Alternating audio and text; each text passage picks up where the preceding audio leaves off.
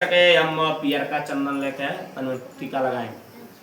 ओम चंदनम वंदते नित्यं पवित्रं पापनाशनम् आपदां हरते नित्यं लक्ष्मीर्वसतो सर्वदा लक्ष्मीर्तिष्ठतु सर्वदा श्रियै नमो नमः। हाथवच्छतुलताजुली हरे अम्मः खड्गं चक्रगदेशुजापरिघाशूलं वसण्डिं शिराशङ्खं सन्नदधिं करैस्तृणयनं सर्वाङ्गभूतावृताम् नीलास्वां दुनिवास्य पाददशकां सेवे महाकालिकां यामोस्ते स्वपिते हरौ कमलजो हन्तं मधुं कैटवां श्रियादिदेव्यै नमो नमः। श्री महाकाले महालक्ष्मी महासरस्वत्यै नमो नमः। श्रेष्ठते लक्ष्मी सपत्न्या वहोरात्रे पार्श्वे वनस्त्राणि रूपं शिलो व्याप्तं ईशान्यघाडं मम्मैघाडः सर्वलोकं वैघाडः। हरे अम्मः श्रियादिदेव्यै नमो नमः।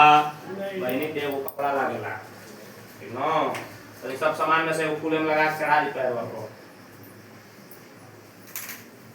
कपड़े वगैरह कहाँ भी दिया दे